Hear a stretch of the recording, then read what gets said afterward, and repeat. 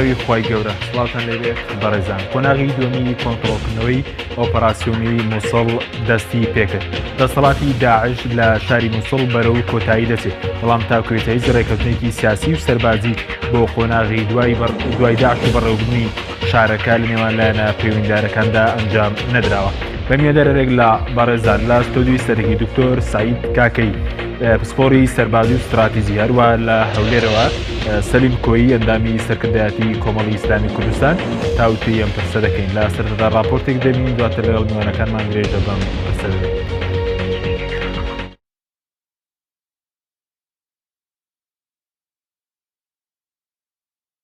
سیاسی و سەربازیش نەکراوە لە نێوان پێکهاتەکانی شارەکە بۆ قۆناغی دوای ئازادکردنەوەی شارەکە. دوای 4 مانگ قۆناغی یەکەمی کۆنتڕۆڵکردنەوەی مووسڵ کە بریتی بوو لە بەشی ڕۆژهەڵاتی شارەکە لەلایەن هێزە عێراقیەکان کۆنتڕۆڵ کرایە و لە ئێستاشدا دەستکراوە بە ئۆپەراسیۆنی کۆنتڕۆڵکردنەوەی بەشی خۆراوایی مووسڵ کە دوایین پێگەی چەکدارانی داعشە لە مووسڵ. پێشبینی ئەکرێت لە چەند مانگی داهاتوو هێزە عێراقیەکان تەواوی شاری مووسڵ کۆنتڕۆڵ بکەنەوە کە لە مانگی 6 ساڵی 2014 چەکدارانی داعش دەستیان بەسەردا گرت. شاری مووسڵ ناوەندی پارێزگای نینەوایە و دووەمین گەورە شاری عێراقە. دانیشتوانەکەشی لە پێکهاتە و مەزەبی جیاواز پێک دێت. دانیشتوانی مووسڵ پێک دێن لە عەرەبی سوننە و کورد و تورکمانی سوننە و شیعە و مەسیحی و یەزیدی و چەندین پێکهاتەی دیکە. لەگەڵەوەی کۆنتڕۆڵکردنەوەی شاری مووسڵ بەیەخی گەورەی بۆ ئاسایشی عێراق و هەرێمی کوردستان هەیە، بەڵام ڕێگنەکەوتنی لەسەر قۆناغی سەربازی و سیاسی دوای مووسڵ لە نێوان لایەنەکان مەترسێکی دیکەیە لەسەر شارەکە. تاوەکو ئێستا هیچ ڕێکەوتنێکی سیاسی و سەربازی لە نێوان پێکهاتەکانی شارەکە و حکوومەتی عێراق و هەرێمی کوردستان نییە بۆ چۆنیەتی بەڕێوەبردنی شارەکە. کۆنتڕۆڵکردنەوەی مووسڵ بایەخی گەورەی بۆ ئاسایشی سەربازی هەرێمی کوردستان هەیە، چونکە مووسڵ هاوسنوورە لەگەڵ هەرێک لە پەرێزگاکانی دهۆک و هەولێر و کەرکووک. با کۆتایی هاتنی داعش مەترسی لەسەر ئاسایشی هەرێمی کوردستان نامێنێت. لەلایەکی ترەوە کورد لە سەدا 35 پارێزگای نینەوە پێکەێنێت و بەشێکی زۆری خاچی ناوچە کوردستانەکان ئەکەوێتە سنووری ئەو پارێزگایە، بەڵام تاوەکو ئێستا چارەنووسی و ناوچانە یەکلا نەکراونەتەوە. نزیکبوونەوەی کۆتاییاتنی دەسەڵاتی داعش لە شاری مووسڵ بە تایبەتی و لە عێراق بەگشتی لە کاتێکدا ناوماڵی کورد و هێزە سیاسیەکان لەو پەڕی پەرتەوازەیدایە و هیچ دیدێکی هاوبەشیان نییە بۆ دوای کۆتاییاتنی داعش لە عێراق. ئەمەش مەترسی لەسەر هەرێمی کوردستان دروست دەکات.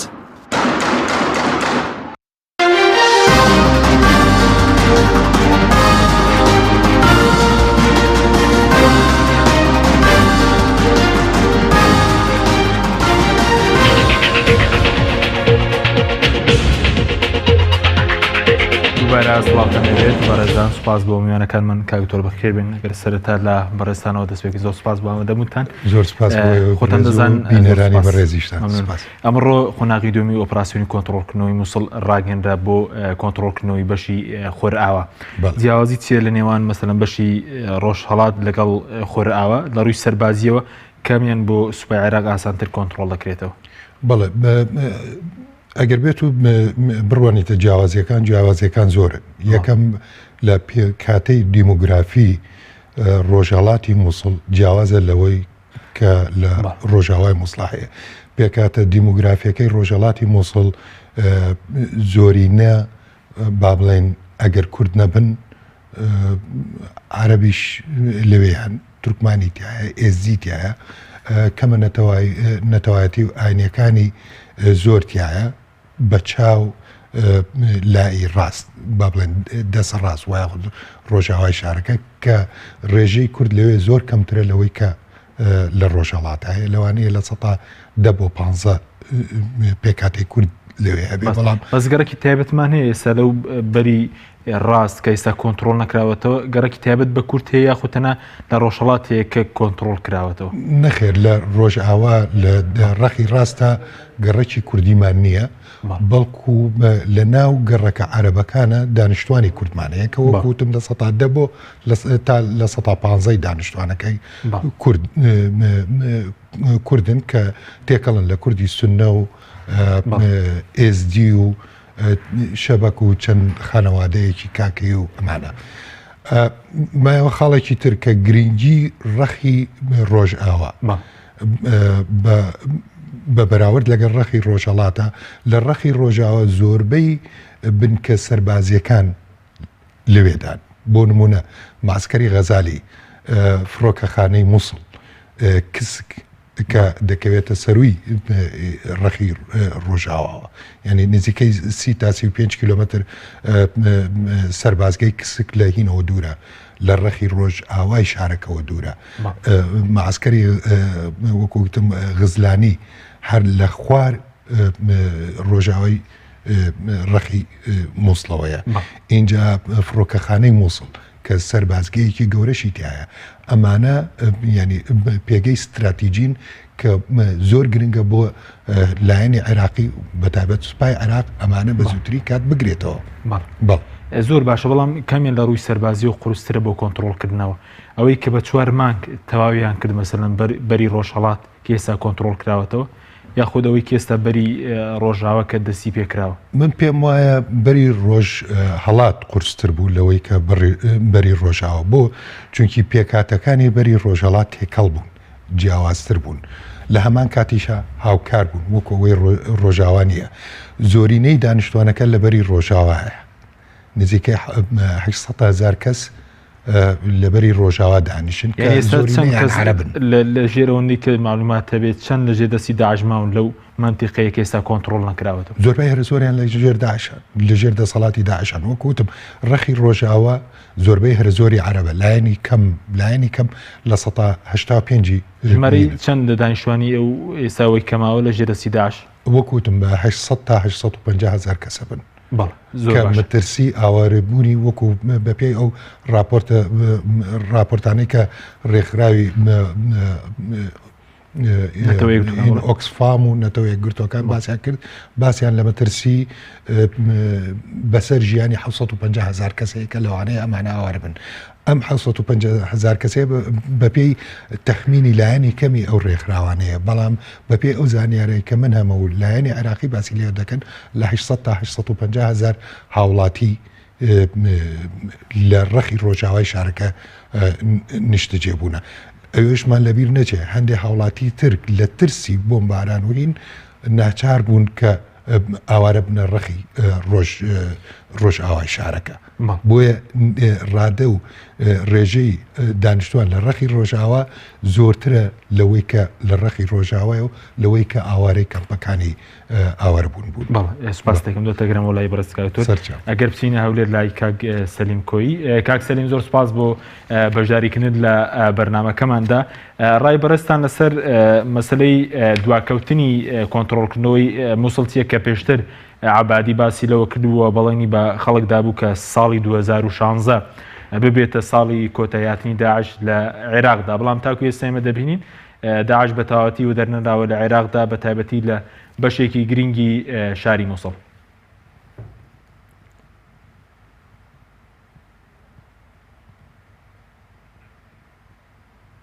بەڵێ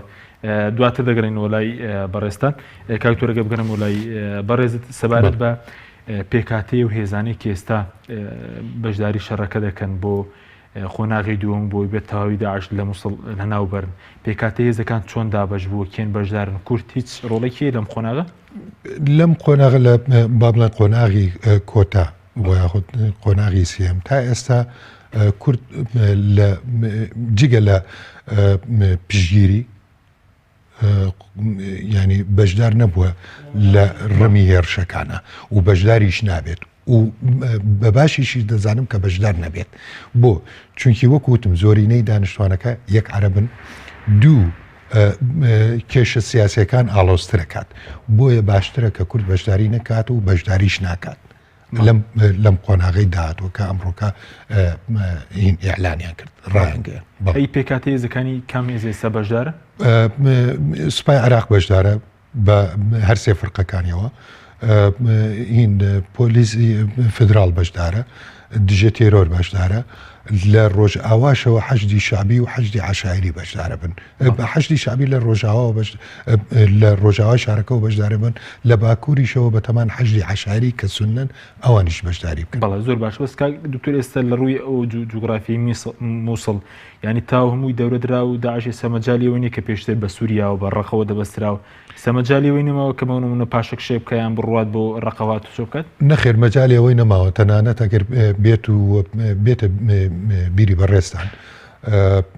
وابزانام 2 ڕۆژ پێشە سەر داعش داوای کرد بوو لە چەکدارەکانی قەزای حەویجە چۆڵکرد لە خلالی 72 سەعاتە چونکی زانیاریان هەبوو کە ئەم هێرشە دەست پێەکات بۆیە داوای لە چەکدارەکانی غێری دانیشتووی حەویجیان کرد بوو کە بە خێراترین کات لە ماوەی 72 سەعاتە خۆیان بکەێنە ناو مووسڵ ئەمە مانای چی مانای ئەوەیە کە داعش هێزێکی ئەوتۆ نییە بتوانێت بەرەنگار بێتەوە و داوای چەکدارەکانی کردووە لە شوێنەکانیوەسمە بوو کە پێشتر مەجاالیەوە هەبوو بڕۆن بۆ سووریە ئێستا ئەو مەجالە هەیە نەخێنیان دەوروبەری تاو کۆنتترۆل کراوە دەوروبەریان تاوا کۆنتترۆل کراوە ئەو مەجاالیان نەمەوە بەڵێ زۆر باشە بەس سەبارەت بە ئەو زانێری هەواڵگیریانە هەیە سەبارەت بە ژمارەی چەکدارەکانی داعش لە ناو مووسڵ هیچ زانێری هەواڵگیری هەیە کە لە ڕێژەکەیان چەند ماوە لە ناو مووسڵە لە ڕۆژ هەڵاتە زەرەیەکی زۆریان بەرکەوت لە هێنی کەم لە 150 هێزەکانیان لە ناوچوون هەر بۆیە و بە خێرا داڕمان ینی مەبەسم لە ماوەی هەفتەیەکە داڕمان و سوپای عراقی توانی ینی چاپروکانێکە ئەو شوێنانەی کە پێشتر بەرگریەکی سەختی لە تیا هەبوون بیانگرێتەوە چونکی داڕمانێکی دەرونی داعش تووشی داڕمانێکی دەرونی بوو لەبەر زەرور زیانەکانی ئێستا ئەوەی کە هەیەی لە ڕۆژ ئاوا وەکو چەکدار هەیبێت تەخمینی ئەوە دەکرێت کە لە 5,000 کەسێک کابن بەڵاوە تەخمینی هێزەکانی ئەمە بە پێی هەواڵگریەکان و بە پێی ئەو زانیارانەی کە لایەنی عراقی باسی دەکات و هەواڵگریە نێو دەوڵەتەکان باسی لێوە دەکەن ئەمەش تا ئێستا ڕاست نەبووتەوە چونکی هیچ چاوێک کەسێک نییە کە بێت و ئەم چەکدارانە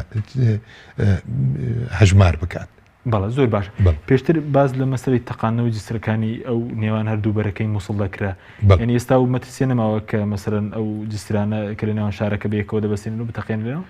هەر هەموو 5 پردن هەر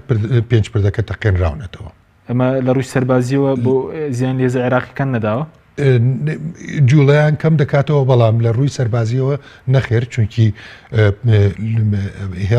هێڵی لۆجستی بۆ داعش پچڕاند یعنی کە داعش بتوانێت بە ئاسانی جمجۆڵ لەمبەر و ئەوبەری شارەکە بکات ئەوەی بۆ نەمایەوە بۆیە لێدرا ئەم پردانە لێدران هیچێک لەم پردانە کەڵکی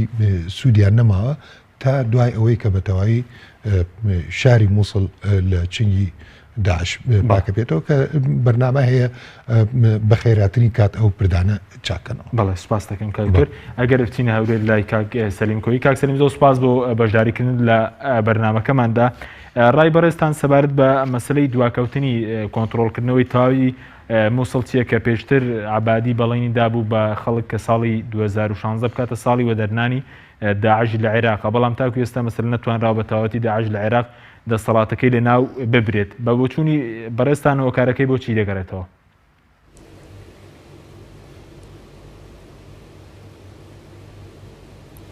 بسم الله الرحمن الرحیم. سلام و ڕێزم بۆ ئێوە بۆ تەواوی بینەران و بۆ بەڕێز کاک دکتۆر. وەڵام من پێم وابوو ئەوەی کە تەخمین دەکرا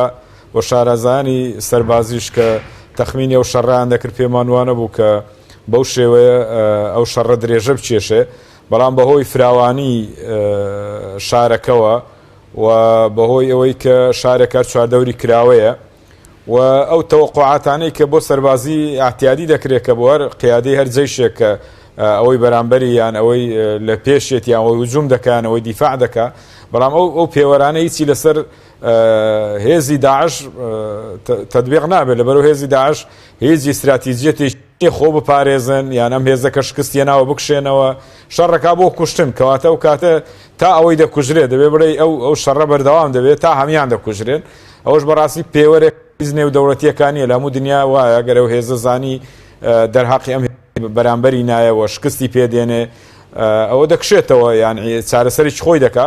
بەڵام ئەوان چارەسەری وانەوەی هەر دەبێت بکوژرێنەوە خۆیان بۆ کوشتن داناوە شارەکەش تەخت بێت بەلای وانەوە زۆر تەبیعیە ئەو حالەتانە و لە هەموو ئەو شارانەی لە سووریا و لە شوێنەکانی کەشکە بووە لەگەڵ ئەوان شارەکە تەخت ببێ و ئەوانش بکوژرێن ئەمجا ئەوەی ئەگە دەرچوو دەرەچی ئەگەنا ئەمودێ بۆی پێوەرەکان ناخوێندرێتەوە بەو شێوە. من پێشم وایە شەڕی لای ڕاستی مووسڵ ینی ئەگەر ئەوە نەبێت لەگەت دکتۆرە پێچەوانەیەوەم لەوە درێژتر ببێتەوە لەبەرەوە بە پێگەیش خۆیان دەزانن و ئەم بەر زیاترە مونەتەوەکانی زیاتر تایە بەڵام ئەو بەر زیاتر بە پێگە و معقەلی خۆیان دەزانەوە لە ڕابردووشە پێگەیشی بەهێزی خۆیان بووە ئەگەر لەوێ شەڕ بکرێەوە بێتە هۆی وێرانکردنی ئەو شارش بەڕاستی پێم وایە ئەگەر ڕێی دەرچوونیشیان نییە لەوە شەڕ دەکرێەوە خەسارەی زۆریشی دەبێت لە خۆیان و لە شارەکەشە جا بۆیە پێوەرەکان لەگەڵ ئەویان نییە ینی کە تو پێوەرێکدانێ بۆ هەر هێزێکی دنیا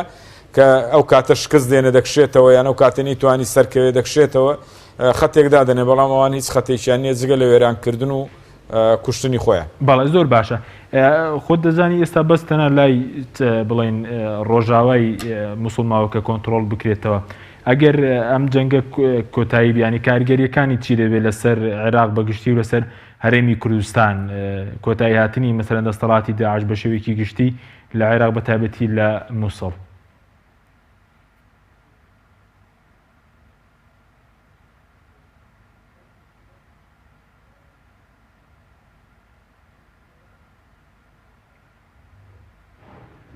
بەڵێ دیارە بڵێ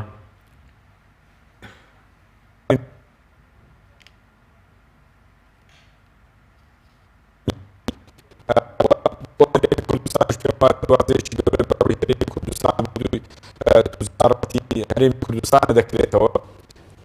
ئەوانە گرنگن ینی بۆ هەرێمی کوردستانە بەهۆی توزارەتەوەم بەهۆی ئاوەدانکردنەوە هەموو ئەو زەختانەی کە لەسەر هەرێمی کوردستانیشە بەهۆی ئەو خەڵکەی کە هاتووە ئەو زەختانش لەسەر هەرێم نامینێ و بەشێکی زۆری ئەو خەڵکەش دەگەڕێتەوە ئەو کاتە حرەکەیەکی باشی توزاری و کردنەوەی بەڕووی شارەکانی کەشا لە ڕێگەی مووسڵەوە دەبێتەوە پێم وایە ئەو کاتە هەرێمی کوردستان یەکەم وەکو هەرێم دەبێت ئیسفادە لەو سوودی دەبێت بۆ هەرێمی کوردستان و بۆ خەڵکی هەرێمی کوردستان و بۆ خەڵکی ناو مووسڵش کە ئەو بەشەی کە چەند ساڵی لە ڕابردووە کە دەرکراون و لەوێ نەماون بۆ هۆی نائەمنیەوە ئەوانش دەتوانن بگەڕێنەوە حالەتێکی باش دەبێت بۆ عێراق و بۆ هەرێمی کوردستان بەڵێ سوپاس دەکەم دواتر دەگەڕینەوە لای بەڕێستان سوپاس دەکەم کاک دکتۆر سەبارەت بە پێکاتەی مووسڵ ئێستاوی کە هێزە عێراقیەکان کۆنتترۆلیان کردوێتەوە لە سەدا چەندە ینی سەس چەندی مووسڵ لەژێر دەستی داعشمەوە یاخود ئەگەر مووسڵ لە چەند گەڕک پێ ئێستا چەند گەڕکی کۆنتترۆل کراوەتەوە تا ئێستا بەپێ ئەو زانیاریانەی کە لایەنی عێراقی ڕاگەیاندون گەڕەکە سەرکیەکان 48 گەڕێکی سەرەکی لە ڕەخی ڕۆژهەڵاتە کۆنتترۆل کراونەتەوە گەڕێکی تر هەیە گەڕێکی بچووک و گەڕێکی تازە دروستکراون کۆی گشتی وەکو لایەنی عێراقی کە باسی دەکات 86 گەڕەکە لە ڕەخی ڕۆژهەڵات هەرچی لە ڕەخی ڕۆژ ئاوای شارەکەیە مەزەنەی وە دەکرێت گەڕەکە کۆنەکان و ئەسلەکان 28 گەڕەکەن مەزەنەوەی ئەوە دەکرێت کە لەم دو سێ ساڵی ترا گەڕێکی تر دروست بوو بێت بەهۆی ئەو ئاوارانەی کە لە ناوچەکانی ترۆ چوونەتەوێ ینی کۆی گشتی گەڕەکەکان تەخمینەوە دەکرێت کە لە 35 تا 38 گەڕک بن من پێم خۆش و تعلیقی لەسەر قسەکەی کاکسەلیم دەم بێگومان من نەموتەوە شەڕەکە قورس نابێت بە پێچوانە وتم شەڕێکی قورسە بێت بەڵام ماوەکەی کەمترە خایەنێت بۆچی وایڵم چونکی پێش ئەوەی قۆناغی یەکەمی ئازادکردنەوەی شاری مووسڵ دەست پێ بکات لایەنە عێراقیەکان کۆمەڵێ هین پردکشن تەوەقعاتیان هەبوو کۆمەڵێ بەرنامە و پلانیان هەبوو کە چۆن بتوانن بەپێی ئەو ژمارەی کە UN و لایەنە نێودەوڵەتەکان باسی ئەوەیان دەکرد نزیکەی 600 تا میلیۆنێک 600,000 تا میلیۆنێک خەڵک ئاوارە بێت ئەو ژمارەیە دەرنەچوو لە خراپترین حاڵەتە تەنها 200,000 کەس ئاوارە بوون گەشتنە کەمپەکانی حەوانەوەی ئاوارەکان بۆیە ئەوەی کە لە ڕۆژهەڵاتە لە ڕۆژئاوا دەبێت ڕادەی ئاوارەبوونی خەڵکەکە زۆر کەمتر دەبێت لایەنی عێراقی و هاوپەیمانان زۆر بە وریاییەوە ئەم جارە بردومانی ڕەخی ڕۆژئاوا دەکەن بۆ ئەوەی بە خێراترین کات داعش وەرە بڕوخێنێت بەڵام زەرەر و زیانەکانیش زۆرترە بێت بێگومان من نکۆڵی لەوە ناکەم و مەترسیەکانیش زۆرترە بێت لەسەر هاوڵاتیان چونکی ئەکەونە بەر یەکسەرەی ڕمی ئاگری لایەنی عێراقی و هەڵپەیمانان بەڵام ئەوەشمان لەبیر نەچێت هێشتا تەلافەر ئازاد نەکراوە کەواتە تەلافەر قوڵایەکی استراتیجیە بۆ ڕۆژئاوای شارەکە لەوانەیە خەڵکی ئاوارە بن بۆ تەلافەر ئەگەر بێت و لەو لاوە هێزەکانی سوپای عراقی لەگەڵ حەشتی شعبی و لەگەڵ حەشتی عەشایری و لەگەڵ یەپەگە و یەپەژە هێڕشنە بەنە سەر تەلافەر هێڕشنە بەنە سەر داعش لە تەلافەر کە ئەمەش خوێندنەوەیەکی ترە بەڵام تا ئێستا دیار نییە ئایا لەوێشەوە بەم گوژمە دەست پێ دەکەن یانە بەڵێ سوپاس دەکەم دەتەگەرم وڵای بەرز کاک سەلیم ئەگەر بگرێن وڵای بەرزتان دیارە بەوەی خراپی ئینتەرنێتەوە سەبارەت بەوەی کە پرسیاری پێشترمان سەبارەت بە کاریگەریەکانی کۆتاییهاتنی دەسەڵاتی داعش لەسەر عێراق و لەسەر هەرێمی کوردستان بە تایبەتی چی دەبێت؟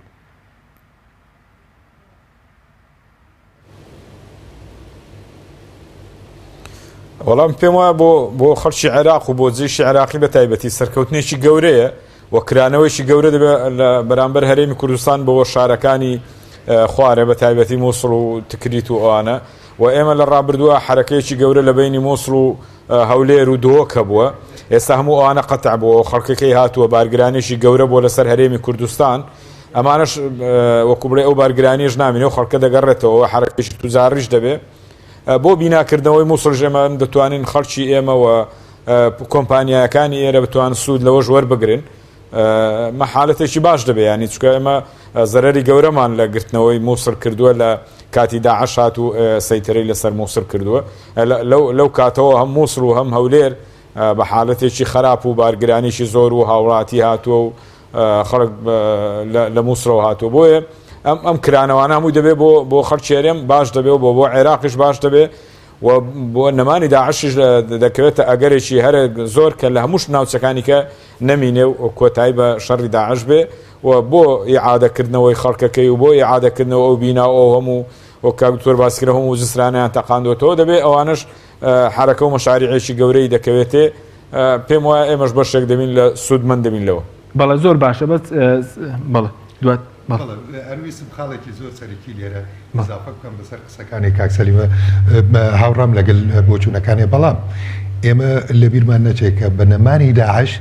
ئەو کارتێک کە ئەمڕۆکە پارتی دیموکراتی کوردستان دژی لایەنەکانی تر بەکاری دێنێ وەکو بیانوویەک بۆ مانەوەی مەسعود بارزانی لە سەرۆکایەتی هەرێمە ئەو کارتە لە دەستی پارتی نامێنێتەوە بەس بۆ کورد سوودی هەیە بۆ کورد بە شێوەیەکی گشتی بۆ کورد سوودی هەیە بێگومان ینی ئەو کارتە لە دەستی پارتی دەسووتێت کە بڵێ بە بیانووی شەڕی داعشەوە من دەبێت لە دەسەڵاتە بمێنم بەڵێ زۆر باشە کاک سەلیم تۆ شاوڕای کە لە ڕووی سیاسیشەوە ئەمە کاریگەری دەوێت بۆ سەر هەرێمی کوردستان ئەم کۆتاییهاتنی دەسەڵاتی داعش لە عێراق و بە تایبەتی لە مووسڵ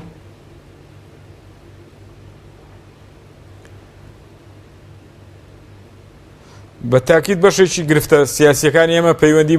بەوە هەبووە و بارخورسێکی گەورەی لەسەر پێشمەرگە و لەسەر مالیەی هەرێمی کوردستان کە بەو جەنگە سەرف کراوە بۆ بەهانەیەکیش بۆ کە ئێمە نازانین چۆن سەرف کراوە ئەم ئەوە لە ڕووی سیاسیەوە ئەو کاتە کرانەوەی گەورەتر دەبێت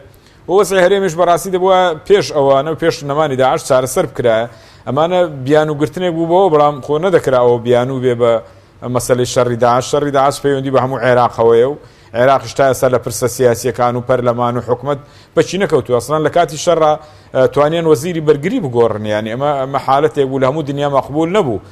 لە ڕووی عسکەریەوە لە ڕووی سیاسیەوە لە کاتێکا تو وەزیری لە ناو جەنگا بگۆڕی بەڵام تەئسیریشی بەو شێوێ نەکرد بۆیە هەرێمی کوردستان حالە اقتصادیەکە و حالە سیاسیەکەی ئەوانەی کە بۆ شەڕی داعشەوە بەستۆتەوە ئەوە بیانوێک بوو بەوە ئەگەنا دەکرا لە ئەسنا ئێوە زۆر شت بکرێ کە ئێستا دوا کەوتووە کە نەکراوە بۆتە قەزیەکی گەورە بۆ هەرێمی کوردستانەوە شەڕی داعشیش نەما و هەڵوێستەکان هەرێمی کوردستانەوە کاتە لەگە بەغداد چۆن دەبێ و ئێمە هیچ ئامادەسازیەکمان هیچ ئامادەکاریەکمان نییە بۆ ئەوەی کە ئێمە لە داهاتووە گفتوگۆمان لەگەڵ عێراقات چۆن دەبێت هێزی پێشمەرگە وجودی چۆن دەبێت کورد لەوێت چۆن دەبێت شێ ئەم پرسانە یەکلا دەکاتەوە پەرلەمان یەکلای دەکاتەوە کە نەماوە حکومەت یەکلای دەکاتەوە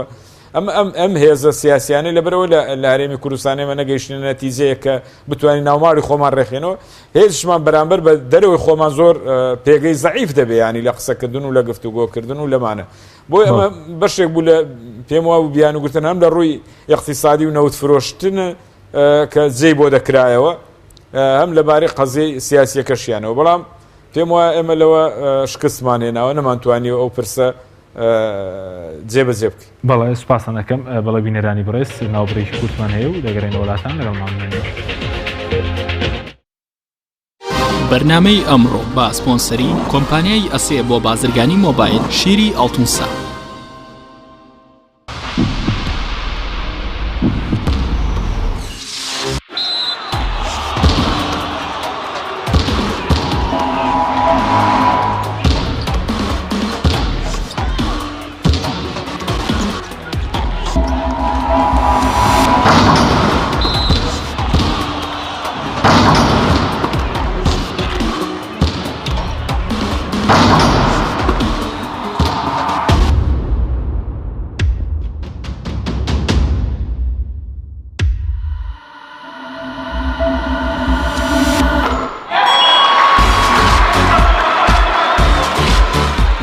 سەرکەوتنە گەورەیە تەنها شیری وشکی ئەڵتونسای تەمێکی ڕاستەقینە و 100% سروشتی نۆشی کە و هەمیشە بە بەهێزی بمێنەرەوە.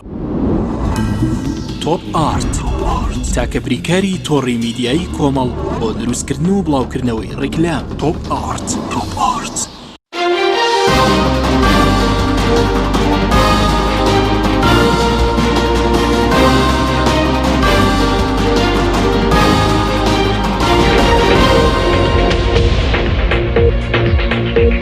دووبارە سڵاتان لەبێت بەڕێزان کاگدکتۆر بەرلەوەی کە قسە لەسەر کاریگەریەکانی کۆتاییاتین دەسەڵاتی داعش بکەینە سەر هەرێمی کوردستان یەک پرسیاری دە سەبارەت بەوەی کە ئێستا جگە لە مووسڵ داعش لە هیچ ناوچەیەکی تر ماوە یاخود بە کۆتاییاتی مووسڵ دەسەڵاتی داعش کۆتایی پێدێت؟ بێگومان لە جێگای تر ماوە بۆ نمونە لە حەویجە کە تا ئێساش مەترسیە بەسەر کەرکووک و پارێزگای کەرکووک و بەسەر هەرێمیشە لە بەرزاییەکانی چای حەمرینە داعش بوونی هەیە ئەوە تا ئێستاش عملیات لەبەی چالاکی سەربازی لە بینی قەرەتەپە و تا گوڵاڵە و ئەو شوێنانە چالاکی سیاسی ئەکرێت یعنی ئەمانە داعش ماوە بەڵام ئەو گوژم و ئەو تونند و تیژەیە کە جاران هەیبوو نایبێت بۆیە بەگرتنەوەی ڕەخی ڕۆژاوای مووسڵ زۆر ئاسانترە بێت کە ینی داعش لە ناو حەویجە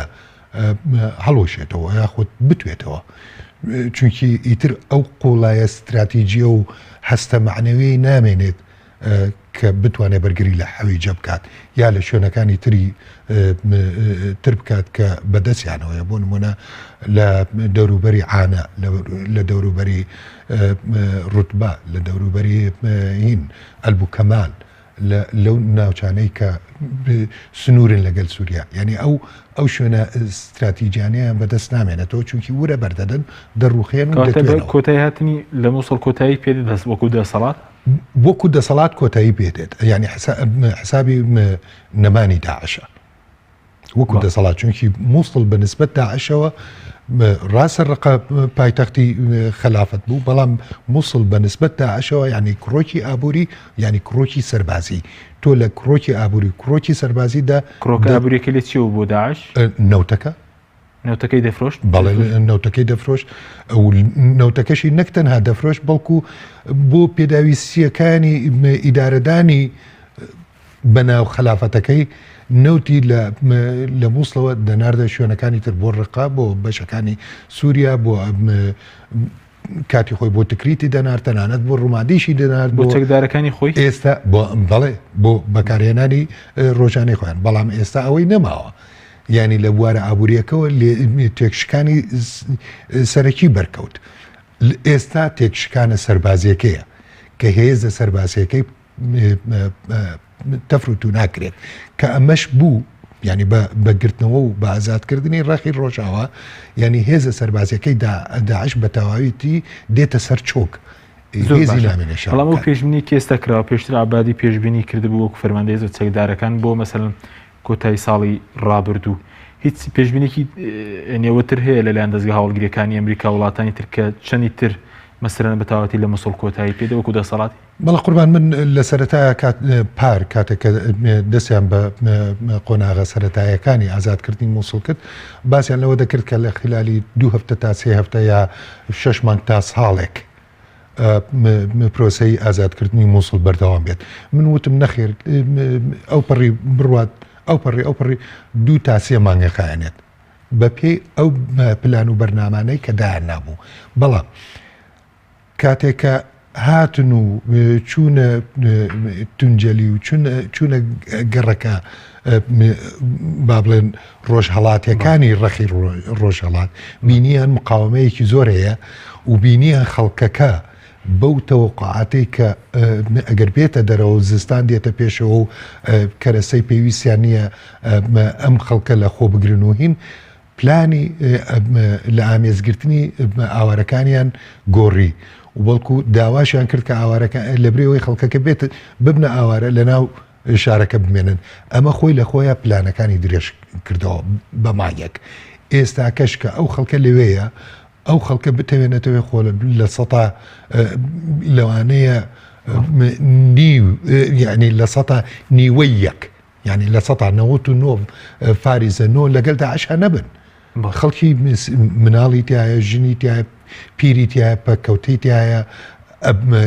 گەنجی تایە کە لەگەڵ داعشانین بەڵام چاریان ناچار بووە یعنی تۆ لە 800 تا 850,000 کەس تەنها 5,000 چەکدار کە مەسیری ئەم خەڵکە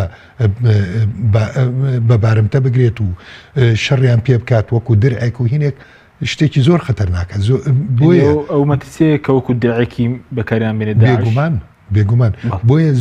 ینی پرۆسەی ئازادکردنی ڕۆژئاوا قورسترە بەڵام هەموو ئەگەرەکان باسی ئەوە دەکەن کە کاتەکەی کەمتر دێت کاتێک دیاری کراوە لە ناوپەیمان و عێراقیەکە باسی ئەوە دەکرێت کە لە 2 تا 3 هەفتە ئەو پەڕی مانگێک بخانێت چونکی پێداویستیەکانی خەڵکی و پێداویستیەکانی داعش وەکو پێشتر نییە خەڵک برسیەتی خەڵکەیە تەنانەت بەپێی هین راپۆرتێکی مەرسەدی عێراقی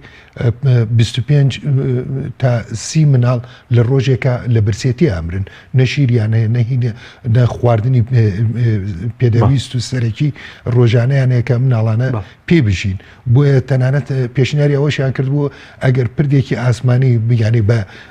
بە پەرەشوت خواردن فڕێ بدرێت کە ئەمە عملی نییە بەڵام نەکراوە فرێدە نەخوارد نەخێر چونکی عملی نییە یەک داعش چەکدارە دەسەڵاتدارە دوو و داعش دەتوانێت ئەمانە بۆ بەکارهێنانی خۆیان سپاس دەکەم دوای دێنی سەر کاریگەری لەسەر هەرێمی کوردستان بەڵام دەگرێمە وڵاتان کاک سەلیمە گەر بگەڕێمە وڵای بەرزستان باسان لە کۆمەڵی سوودی کۆتاییاتنی دەستەڵاتی داعش کرد بۆ هەرێمی کوردستان بۆ نمونە لە ڕووی ئاساییشەوە بۆ نمونە ئاسایشی هەرێمی کوردستان سەقامگیر دەبێت کە سنووری لەگەڵ کۆمەڵێک پارێزگەتر لە ڕووی داراییەوە خەرجی سەربازی لەسەر هەرێمی کوردستان کەم دەکاتەوە بەڵام لە ڕووە سیاسیەکەوە هیچ مەترسیەوەش نییە کە هیچ ڕێکەوتنێک بۆ نمونە لە نێوان هەرێم و بەغداد نیە لەسەر ئیدارەدانی ئەو ناوچانە و پاشن ئەو ئیتیفاقی کە بوو لە نێوان وەزارەتی بەرگری ئەمریکا و هەرێمی کوردستان کۆتایی پێنایە لەگەڵ هاتنی شەڕی مووسڵ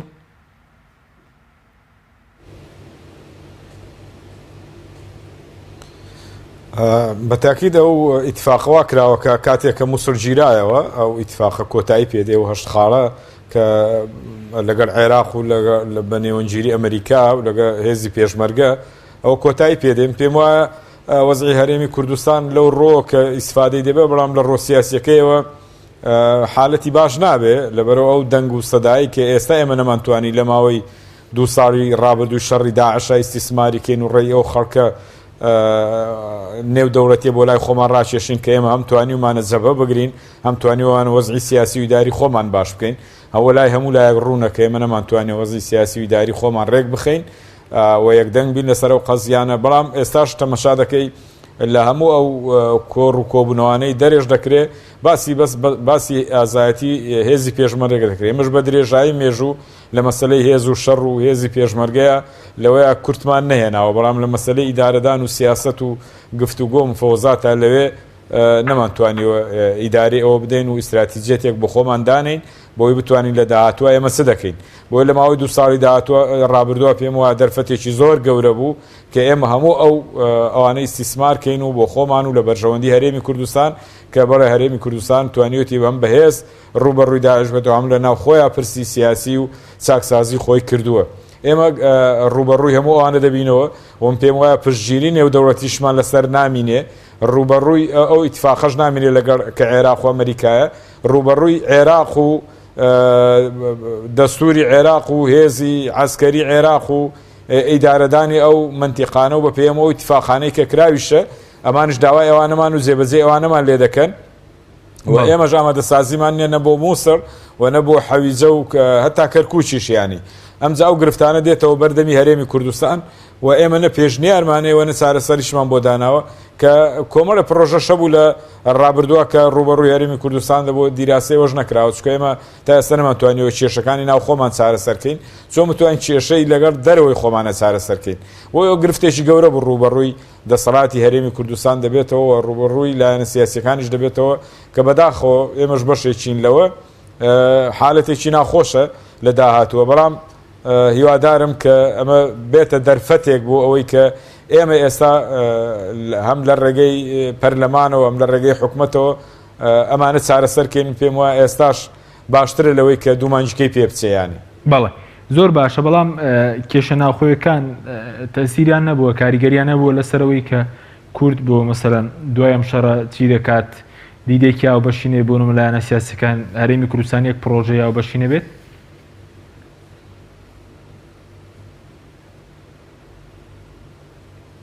کاریگەری زۆر بووە چکە ئەمە قونسولیانە ئەمریکا بەریتانیا ئێران و هەموو وڵاتانی کە وە زۆر هەوریاندا ینی هاتنەوەی کە کاکە ناکرێت کێشەوە چارەسەر نەکرێت دەبێ ئەم کێشانە چارەسەر بکرێت ئەمە جگەلەوەی بۆ خۆشمان ینی پرۆژەکانی لایەنە سیاسیەکان لە پەرلەمانە بەس هەمووی ینی گوێی نادەدرێ و تعتیلیش کراوە ئێستا ڕوورێکوێکە ینی ئەوە بۆتە گرفتێکی گەورە ینی ئێستا لایەنەکان باسی خۆشگوزەرانی و وەزعی سیاسی هەرێمی کوردستان ناکەن باسی هێزی پێشمەرگە و باسی لایەنە ئەمنیەکەی دەکەن کە وەزعی هەرێمی کوردستان لایەنی ئەمنی ئەویش بۆ غەیری خۆمان حالەتێکی باش و بۆ عەرەبەکان هاتووەتنە ئێرە تای حەواوەتنەوە ئێمە دەبوای استیسماری ئەوش بکەین کە ئێمە ئەوە دەرفەتێکی باش بوو کە ئەو خەڵکەی لێرە بۆ یارمەتی دراوە ئەم لەلایەن خەڵکو ئەم لایەن حکوومەتەوە دەنگاوێکی باش بوو بۆ داهاتوو کە ئێمە بتوانین ئەو دەنگە بخۆزینەوە بۆ ئەوی بچین تعاملی پێ بکەین لە خوارێ و لە مووسڵ و لە شارەکانی کە بەڵام ئەوەش نامینێ ینی بەڵێ زۆر باشە بەس نەکەم بەڵێ بۆی پێویست بۆ دەکات ئێستا ئیعادەیەکی باش بکرێتەوە لەوە بەڵێ زۆر باشە بەس سەبارەت بۆی کە هەرێمی کوردستان هیچ ئیتفاقێکی لەگەڵ لایەنی عێراقی نییە بۆ ئیدارەدانی مەسەلەن مووسڵ کە باز لەوە دەکەیت کە ڕێژەیەکی زۆر کورد لە مووسڵدا هەیە و لە دەرەوەی مووسڵی ناوچە کوردستانیەکان ئەمە گرفت بۆ ئەو ناوچانەش دروست ناکات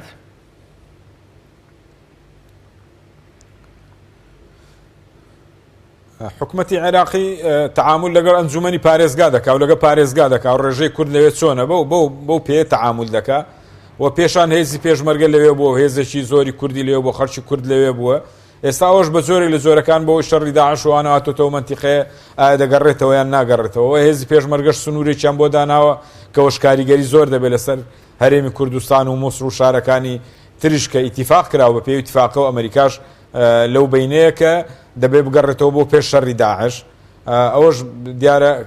لەگەن نەمانی داعشە ئەو ئیتفاقەش کۆتایی پێ ئێستاش نایە هێزی پێشمەرگە بەشداری شەڕ بکە وەکو جاران نیە ئێستا جارانە گەوانە بووە هێزی پێشمەرگە بەشداری شەڕی دەکرد و ناو مووسڵ پێگەی بەهێزتر دەبوو ئێستا ئەوشیان نێشتووە ینی ئەوە بە پێی ئیتفاقی عسکەریەی کە وەزارەتی بەرگری و حکوومەتی عێراقی بە ئامادەبوونی ئەمریکا لەگە هێزی پێشمەرگە کردووە و تەوقیع کراوە ئەوەش نییە ینی پێگەیم پێم وایە لە داهاتووە ئەگە عەتفە عەرەبیەکە نەبێ کە ماوەی لێرە بوون پێگەی کورد لە مووسڵا زەعیف دەبێ ینی لەبەرەوەی پێشتر هێزی لێ بووە چەند فەوجی لێ بووە کاک دکتۆر زیاتر لە عینی وەزارەتی پێشمەرگەزانەیە کە چەند فەوج و لیوای لێ بووە لەوێ و پارێزگاری لە شارەکەش کردو ئێستاوانە نامینێ ینی هێزی عێراقی جێی دەگرێتەوە و هێزی پێشمەرگەش لەوێ بکشێتەوە بۆ پێش شەڕی داعش بەڵێ سوپاس دەکەم کاک دکتۆر سەبارەت بە کاریگەریەکانی یعنی جگە لە کاریگەری سیاسیەکە کاریگەری بڵێن سەربازیەکە کە ئاسایی شەرێمی کوردستان بە کۆتایەتی داعش مەسەل سەقامگیر دەبێت کاریگەری سیاسیەکەی چییە بۆ سەرهەرێمی کوردستان؟ زۆرە کاریگەری سیاسی زۆرە وەکوتم ئەو کارتێک کە بەدەستی سەرۆکی پارتی دیموکراتی کوردستانەوەیە وەکو بیانوێک بەکاری دێنێ کە شەڕی داعشە و من دەبێ بەس سەرۆکی هەرێم بمێنمەوە ئەو کارتە دەسووتێت ئیتر کەڵکی نامێنێت بۆیە دەبێ وەڵامێکی تری هەبێت کە شەڕی داعش نەکاتە بیان و بۆ خۆسەپاندن بەسەر یاسا و بۆ قۆڕکاری و ئەمە بەکار هاتوو ێستا بوونمە لە مەسلەی ئاڵگۆڕ نەبوون دێسەڵات لە مەسلەی پەرلەمان و دۆخی دارایی پاساوی شەڕی داعش بەکارهاتووە؟ بەڵێ پاساوی شەڕی داعش و پاساوی ئاوارەکان بەکارهێنراوە ئەمانە وەکو دوو هۆکاری سەرەکی بوونە بۆ قەیرانە سیاسەکە و بۆ قەیرانە دارایی و ئابوورێکەش زۆر باشە بەڵام کاری ئەم کۆتاییاتنە ئەم کۆتاییاتنە کاریگەری دێ بە ئارەسەی باشکردنی دۆخی سیاسی کارەکردنەوەی دامەزراوەکان بێگومان کاتێک کە تۆ کارتێکت بسووتێ دەبێت بۆ ئالتەرناتیڤەکەی بگەڕێ ئالتەرناتیڤەکەشی کە ئەمە لە ماوەی ئەم دوو مانگەی ڕابردووە جموجۆڵێک هەیە لەلایەن پارتیەوە بەڵام چونکی سیقە نەماوە باوەڕ نەماوە ینی باوەڕ بە یەکتری نەماوە ئەم جموجۆڵەی گفتوگوانەی کە پارتی دەیکات تا ئێستا ڕوون نین ئایا بەنیەتێکی پاکەوە پارتی هاتۆتە پێشەوە کە هەرسێ پاکجی ینی هەرسێ سەرۆکایەتەکە بە یەک پاکیج تەعاملی لەگەڵا بکرێت ئایا پارتی ڕاز دەکا کە دەستبەرداری پۆستی سەرۆکایەتی هەرێم دەبێت ئایا نیەتی پارتی چییە؟ ئایا پێداگیری دەکات لەوەی کە پۆستی سەرۆکی هەرێم بەدەستەوە بێت و سەرۆکی حکوومەتی بەدەستەوە بێت و ڕاوێژکاری ئاسایشی نیشتیمانی بەدەستەوە بێت و چەندین وەزارەتی ناوخۆی بەدەستەوە بێت و وەزارەتی پێشمەرگە و وەزارەتی دارایی و وەزارەتی سامان ئەمانە کە جومگەی سەرەکی حکوومەتن ئایا پارتی پێداگیریە کات لەسەر ئەم دەسەڵاتە بەرفراوانانەی کە ئێستا قۆڕخی کردوون ئەمە یەک دووەم خاڵێکی ترکە تا ئێستا باس نەکراوە نەوریژێنراوەتەوە من تەوەقۆی ئێوەکەم ئەو پێگەیە کە پێش شەڕی داعش کورد لە ناو پارێزگای نینەوە و لە ناو شاری مووسڵە هەی بوو ئەو پێگەی نامێنێت یەک چونکی هێزەکانی جارێکی تر بیانوویەکی یاسایی و بیانوویەکی شەرعی بەدەستەوە نییە کە بتوانی تۆ هێزت هەبێت لە ناو مووسڵە بەرگری پێشتر هێزی پێشمەرگە هەبوو بەڵێ پێشتر هەبوون یعنی ئێستا ڕێژەی کورد بەس ماوەم بێ فکرەکە تەواوکەم ئەمە جێی داخە میدیای کوردی تا ئێستا ئاماژەی بۆ نەکردووە خەڵکانێکی زۆر لە ڕۆژهەڵاتی مووسڵەوە ئاوارە بوون ئەم ئاوارانە لە بری ئەوەی کوردەکان بەتایبەت لە بری ئەوەی کە لە کەمپەکانە جێگایان بکرێتەوە ڕۆشتن پاکتاوی ئاینیان کرد لە قەزای شێخان قەزای شێخان دانیشتوانەکەی پێش داعش 182,000 کەس بووە ئەمڕۆکە لەو 182,000 کەسە کە زۆرینەی هەرە زۆریان ئێزدی بوون ئەمڕۆکە ئەو پەڕی 20,000 ئێزدی تیاماوە باقیەکەی کە دانیشتوانی ئەوەی کە ئێستاکە لە ناو قەزای شێخانە دانیشتوانی قەزای شێخانن بە 350,000 کەس مەزە نەئاکرێت ئەم 340,000 کەسە لە کوێوە هات غێری دانیشتوانی کوردی گەڕەکە هەڵاتەکانی مووسڵن یعنی پاکتاوی ئێزێدەکان دەکرێت بە شنگالەوە نەوەستاین ئەوە تا ئێستا لە شێخانیش پاکتاوێکی ترە زۆر باشە ئەمە کە کوردی دەیکات بەڵێ زۆر باشە بەس پێشتر کورد هێزی هەبوو لە ناو مووسڵ ئەم جار نەتوانێت لە مووسڵ هێزەکەی دابنێ بەڵێ هێزی هەبوو ئاسایشی هەبوو پاراستنی هەبوو زێرەوانی هەبوو بە ناوی بەرگری لە بنکە و پاسەوان و ئەم شتانە یعنی ئەمانەی هەبوو تەنانەت لە کەسکیشە هێز هەبوون بەڵێ زۆر باشە بەس بازەکەی کە ڕێژەی کورد 300,000 کەسە لە ناو مووسڵ ئەو ئامارە هەیە فەرمی نەخێن زیاترن لە 135 ینی تەنە لە سەمتری مووسڵە دانیشتوانی نینەوە بە 2 ملیۆن و تۆزێ پترتر زیاتر تەخمین کراوە لە 135 ئەم دانیشتوانە کوردە کە دەکاتە نزیکەی لە 600,000 کەس بەڵام وەک وتم 340,000 کەس نەک تەنها لە مووسڵ بەڵکو دەوروبەری مووسڵی زۆر باشە براون بۆ شێخان و لەوێ پاکتاوی ئێزیەکانی بەس بۆ ئیدارەدانی ئەو ناوچان لە ڕووی سەربازوی ئیتفاقێک نییە هەرێمی کوردستان لەکوێ نەخێر تەنها اتفاقیش نییە ئەوەی کە لەگەڵ ئەمریکا کراوە لێک تێگەیشتنێکە لێک تێگەیشتن جیاوازی چیە لە نێوانی اتفاق و لێک تێگەیشتن لێک تێگەیشتن ئەوەیە کە پرۆتۆکۆلیە ڕێککەوتن مولزەمە ئەمە مولزەم نییە یعنی وەزیری پێشمەرگە هەر کاتێک بەڕێز کاک مستەفای سەرقار بچێتە وەزارەتەوە دەتوانێت ئەو لێک تێگەیشتنە ئیلغا کاتەوە بەڵام کە ڕێککەوتن بێت مولزەمە بە جێبەجێکردنی ئەو ڕێککەوتنە لێک تێگەیشتنەکە تۆ پێش ئەوەی ڕێککەوتن بکەیت ئیتیفاقێک بکەیت لێک تێگەیشتنێک دەکەیت کە لەسەر ئەم خاڵانە ڕێک دەکەوین لە داهاتوودا بەڵام لایەنی کوردی ئیستیعابی ئەمەی کردو ئەمەی وەکو مەرجێک بەخۆی بەسەر خۆیان تەطبیق کردووە بۆ نمونە ئەوەی کە هێزی پێشمەرگە نەچێتە ناکۆکەکانی کە سەر بە مادەی سەوچلە لە بری لە ترسی ئەمە و لە ترسی ئەوەی کە ئەمریکا یارمەتی پێنادات و ئەو 450 میلیۆنەی کە بەڵێنی پێدابوونی وەی وەرگتۆنەوەکەی ماوەتەوە هەستا 5,000 عەرەبی هێنا بەجاشکردنی بە زێرەوانی کە لەو 5,000 تەنها 2,000یان 1,056 کەسیان مەشقیان پێکراوە ئەوانی تر لە مەشقان ینی 5,000 کەس موچە وەردەگرن بە ناوی کوردەوە موچەی پێشمەرگە وەردەگرن بەڵام تەنها 2,000یان دیارە سوپاس دەکەم زۆر سوپاس کاک سەلیم کاتمان کەماوە زۆر بە کورتی سەبارەت بۆی کە بەڕێز باس لەو کرد کە پێگەی کورد ڕەنگە لاواز بێ سەبارەت بە پشگیری نێودەوڵەتیش پێدوایە کەم دەوێتە بۆ هەرێمی کوردستان پشگیری نێودەوڵەتەکە لە چڕوێکەوە کەم دەبێتەوە بۆ هەرێمی کوردستان